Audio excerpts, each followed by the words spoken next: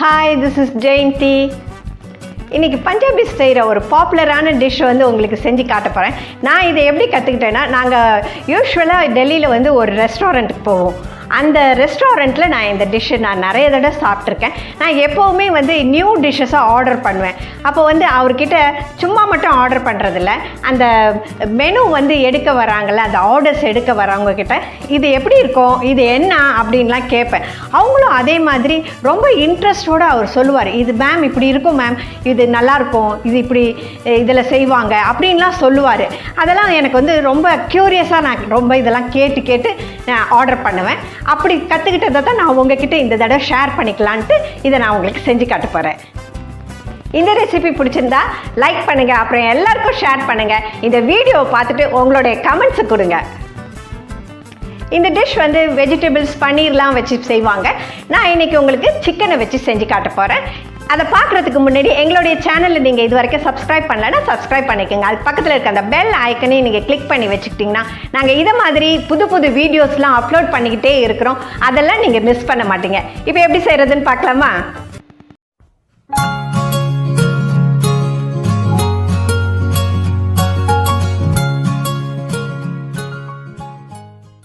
Boneless chicken 250 grams, அப்பளம், மஞ்சத்தூள் 1 teaspoon, மிளகாத்தூள் 2 டீஸ்பூன், கொத்தமல்லி தூள் 1 டீஸ்பூன், கரம் மசாலா 1 டீஸ்பூன், இஞ்சி பூண்டு பேஸ்ட் 1 டீஸ்பூன், சீரகம் 1 டீஸ்பூன், பூண்டு 4 பல்லு, தக்காளி 2, வெங்காயம் 3, கொத்தமல்லி தழை, வேக வச்ச உருளைக்கிழங்கு பாதி, ஆயில், பச்சை மிளகாய் 1, சீஸ், உப்பு தேவையான அளவு. இன்றைக்கி செய்ய போகிற டிஷ் வந்து பஞ்சாபில் வந்து ரொம்ப பாப்புலரான டிஷ்ஷு. இதுக்கு நான் முதல்ல ஒரு பேனை வச்சு ஹீட் பண்ணிக்கிறேன். இதில் வந்து தேவையான அளவுக்கு நம்ம கொஞ்சம் எண்ணெய் ஊற்றிக்கலாம். இப்போ எண்ணெய் நல்லா காஞ்சிடுச்சு. நான் இதுக்கு ஒரு 3-4 பூண்டு பல்ல சின்னதாக நறுக்கி வச்சுருக்கேன். இதோட போட்டு நம்ம ஃப்ரை பண்ணிக்கலாம். பூண்டு நல்லா வதங்கினா தான் இதோட ஃப்ளேவர் ரொம்ப நல்லா இருக்கும். இப்போ ஒரு வெங்காயத்தை நான் அதே மாதிரி சின்னதாக நறுக்கி வச்சுருக்கேன். அதையும் இதோட போட்டு நம்ம நல்லா லைட்டாக ப்ரௌனிஷ் ஆகிற வரைக்கும் ஃப்ரை பண்ணிக்கலாம். வெங்காயம் நல்லா வதங்கிடுச்சு. இப்போ இதுக்கு ஒரு 1/2 டீஸ்பூன் அளவுக்கு சோம்புத்தூள், 1 டீஸ்பூன் அளவுக்கு மிளகாத்தூள், ஒரு 1/2 டீஸ்பூன் மஞ்சத்தூள், ஒரு 1/2 டீஸ்பூன் நம்ம கரம் மசாலாவே இது கூட சேர்த்து நல்லா ஃப்ரை பண்ணிக்கலாம். எப்போவுமே நம்ம ட்ரை மசாலாஸை ஃப்ரை பண்ணும்போது சிம்மில் வச்சு ஃப்ரை பண்ணுங்க.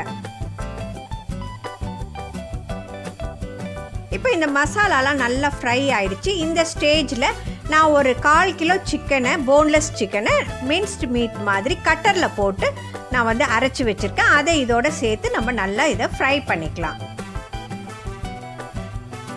இப்போ இதுக்கு நம்ம வந்து தேவையான அளவுக்கு உப்பு போட்டுக்கலாம். நான் கட்டரில் அரைச்சேன்னு சொன்னேன் இல்லையா, நீங்கள் வந்து கட்டர் இல்லைன்னா நீங்கள் மிக்சியில் கூட அரைச்சிக்கலாம். ஆனால் அரைக்கும் போது நீங்கள் பேஸ்ட் மாதிரி அரைக்கக்கூடாது, இதை வந்து கொத்துனா மாதிரி அரைக்கணும். அடுத்தது நம்ம இது மின்ஸ்ட் சிக்கன்னால் ரொம்ப சீக்கிரமாக வெந்துடும். நம்ம ஒரு மூடி போட்டு ஒரு 5 மினிட்ஸ் நம்ம வேக வச்சா போதும். இதை நல்லா மிக்ஸ் பண்ணி விட்டு நம்ம வந்து ஒரு மூடி போட்டு இதை வேக விட்டுடலாம்.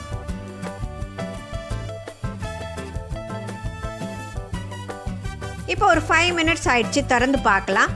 சிக்கன் நல்லா வெந்து வந்திருக்கு பாருங்கள். இது வந்து இந்த லம்ப்ஸ் இல்லாமல் நல்லா நீங்கள் உதுத்து விட்டுக்கணும். இதுக்கு நான் வந்து ஒரு உருளைக்கிழங்கு வேக வச்சு அதில் பாதி தான் நான் போட போகிறேன். இது ஒரு பைண்டிங்காக தான். ஏன்னா நம்ம வந்து ஸ்டஃப் பண்ணும்போது நம்ம உள்ளாரந்து பிச்சு எடுத்து சாப்பிடும்போது அப்படியே பொலன்னு கொட்டக்கூடாது. அதுக்காக ஒரு பைண்டிங்காக இந்த உருளைக்கிழங்கை சேர்த்து நம்ம நல்லா மிக்ஸ் பண்ணிக்கலாம். ஒரு ஃப்ளேவருக்கு நம்ம கொஞ்சம் கொத்தமல்லியும் போட்டு நல்லா இதை மிக்ஸ் பண்ணி விட்டுக்கலாம். இப்போ இந்த ஸ்டஃபிங் ரெடி ஆகிடுச்சு. நம்ம ஸ்டவ் ஆஃப் பண்ணிவிட்டு இதை கொஞ்சம் நேரம் நம்ம ஆற விட்டுடலாம்.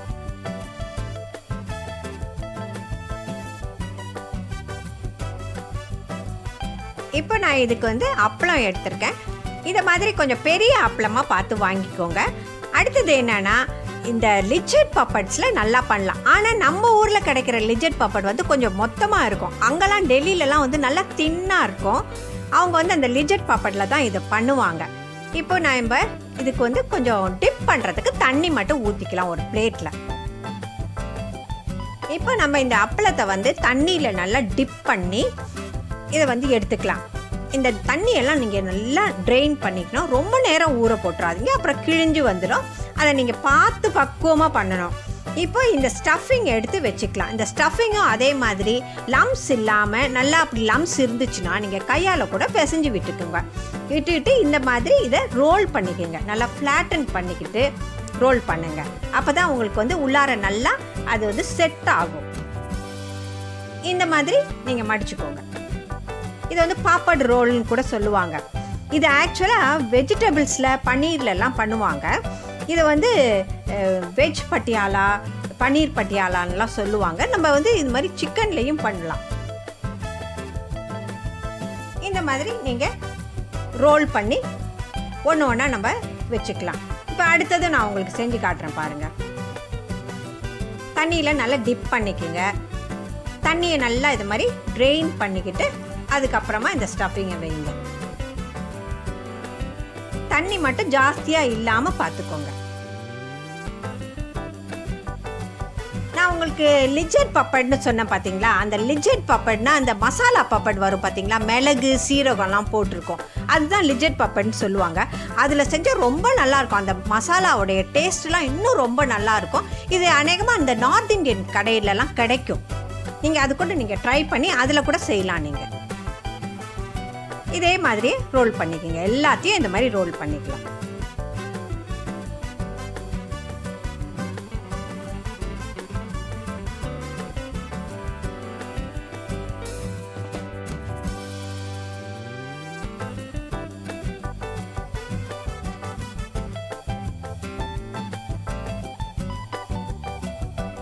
இப்போ இது எல்லாத்தையும் நம்ம ரெடி பண்ணிட்டோம். இதை ஒரு பிளேட்டில் எடுத்து வச்சுக்கலாம்.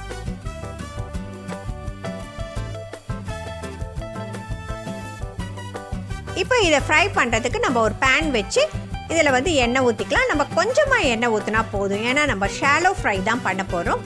அப்புறம் இந்த வீடியோ பிடிச்சிருந்ததுன்னா லைக் பண்ணுங்கள். நாங்கள் இந்த மாதிரி நிறைய புது வீடியோஸாக போட்டுட்ருக்கோம். எங்களை சப்போர்ட் பண்ணுறதுக்கு மற்றவங்களுக்கும் நீங்கள் ஷேர் பண்ணுங்கள். எண்ணெய் ஹீட் ஆனதும் மீடியம் ஃப்ளேமில் வச்சு ஃப்ரை பண்ணுங்கள். எண்ணெய் வந்து மிதமான சூட்டில் இருந்தால் போதும். ஹை ஹீட்டில் இருந்துச்சுன்னா அப்பளம் கருகிடும். அப்பளம் பொரிக்கிற டைம் தான் உங்களுக்கு ஆகும். அடுத்து தான் நம்ம சிக்கனை வந்து நம்ம ஏற்கனவே குக் பண்ணதுனால மிதமான ஹீட்டில் வச்சு ஃப்ரை பண்ணால் போதும். இப்போ ஒரு சைடு ஃப்ரை ஆகிடுச்சு. நம்ம இன்னொரு சைடு திருப்பி போட்டு ஃப்ரை பண்ணிக்கலாம். இன்னொன்று என்னென்னா, நீங்கள் இந்த சைட்ஸ்லாம் நம்ம ஃபோல்ட் பண்ணோம்ல, அதெல்லாம் வந்து நல்லா ஃப்ரை ஆகிற மாதிரி நீங்கள் பார்த்து பொரிச்சுக்கோங்க. இப்போ இதை நல்லா ஃப்ரை பண்ணியாச்சு. நம்ம எண்ணெயெல்லாம் நல்லா இருத்து எடுத்துக்கலாம். இது ஆக்சுவலாக நாங்கள் டெல்லியில் இருக்கும்போது சாம்ராட்டுன்னு ஒரு ரெஸ்டாரண்ட்டில் நான் ஃபஸ்ட்டு இதை சாப்பிட்டேன். இது ரொம்ப நல்லா இருந்தது. உடனேவே நான் வீட்டில் ஒரு நெக்ஸ்ட் வீக் போல் செஞ்சு பார்த்தோம். ரொம்ப நல்லா வந்தது. அதனால தான் நான் வந்து இந்த யூடியூப்க்கு வந்த உடனே உங்களுக்கு இதை நான் ஷேர் பண்ணணும்னு நினச்சேன். அதான் இப்போ ஞாபகம் வந்தது. அதனால் உங்களுக்கு நான் இதை செஞ்சு காட்டுறேன். இப்போ நம்ம அடுத்த செட்டையும் இதில் போட்டுக்கலாம். இப்போ நம்ம அடுத்த செட்டையும் நம்ம ஃப்ரை பண்ணி எடுத்தாச்சு. ஸ்டவ் ஆஃப் பண்ணிடாதீங்க. நம்ம இதே பேனை வச்சு தான் நம்ம அடுத்த ஸ்டெப்பையும் செய்ய போகிறோம்.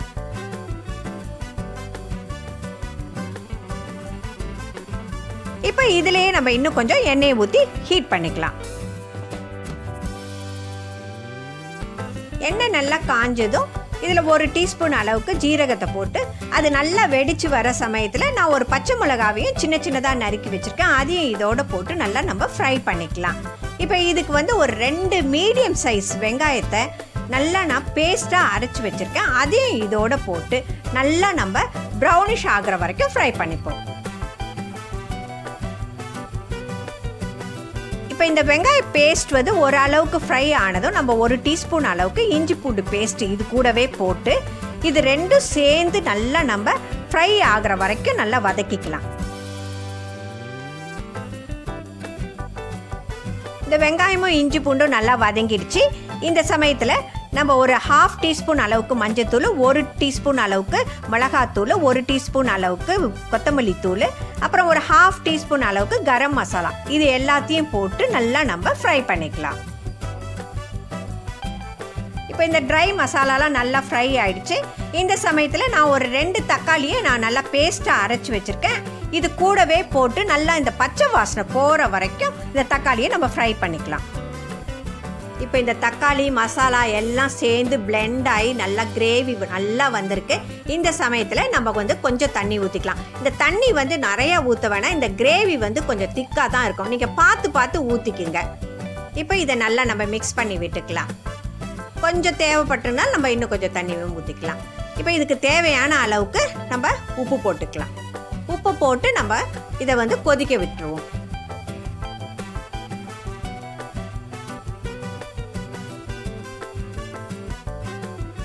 இப்போ இந்த கிரேவி ரெடி ஆகிடுச்சு. இதுக்கு நான் வந்து கொஞ்சம் கொத்தமல்லியை வந்து தூவிக்கிறேன். இந்த கொத்தமல்லியோட டேஸ்ட்டும் வந்து நல்லா ஒரு ஃப்ளேவர் கொடுக்கும். இப்போது இது கூடவே நம்ம வந்து கொஞ்சம் சீஸை வந்து கிரேட் பண்ணிக்கலாம். இந்த சீஸ் இல்லைன்னா நீங்கள் வந்து பனீர் கூட போடலாம். பனீரை உதுத்து போட்டாலும் அதோட டேஸ்ட்டு ரொம்ப நல்லாயிருக்கும். இந்த சீஸோட டேஸ்ட் ரொம்ப நல்லாயிருக்கும். அப்புறம் இதுக்கு வந்து ஃப்ரெஷ் க்ரீம்லாம் கூட போட்டு சர்வ் பண்ணுவாங்க. அது கூட ரொம்ப நல்லாயிருக்கும். ரொம்ப ரிச்சாக இருக்கும். இது இந்த சீஸோட டேஸ்ட் வந்து நல்ல ஒரு அப்படியே மெல்ட் ஆகும் வாயில் நம்ம சாப்பிடும்போது. இப்போ இதை நல்லா மிக்ஸ் பண்ணி விட்டுக்கலாம்.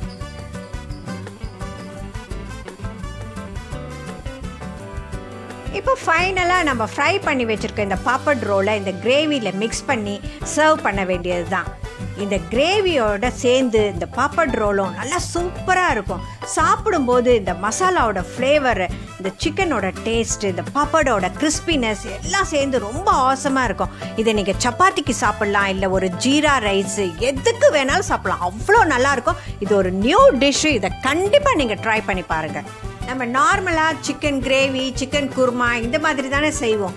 இது வந்து டிஃப்ரெண்ட்டான ஒரு டிஷ்ஷாக இருக்கும். இந்த பட்டியாலா சிக்கன் ரோல் வந்து ரொம்ப சூப்பராக இருக்கும். இது வந்து பஞ்சாபில் வந்து ஒரு பாப்புலரான டிஷ்ஷு. நீங்கள் இதை கண்டிப்பாக செஞ்சு பாருங்கள். இது ரொம்பவே நல்லா இருக்கும். இதை செஞ்சு பார்த்துட்டு உங்களுடைய ஃபீட்பேக்கை எனக்கு கொடுங்க. அப்புறம் எங்களுடைய சேனல் நீங்கள் இது வரைக்கும் நீங்கள் சப்ஸ்கிரைப் பண்ணலைன்னா சப்ஸ்கிரைப் பண்ணிவிடுங்க. அதுக்கு பக்கத்தில் இருக்க அந்த பெல் ஐக்கனை கிளிக் பண்ணி வச்சுக்கோங்க. அப்போ தான் நாங்கள் நியூ அப்லோட்ஸ்லாம் போட்ட உடனே நீங்கள் பார்க்கலாம். இந்த வீடியோ பிடிச்சிருந்ததுன்னா கண்டிப்பாக லைக் பண்ணுங்கள். Okay, see you, bye bye.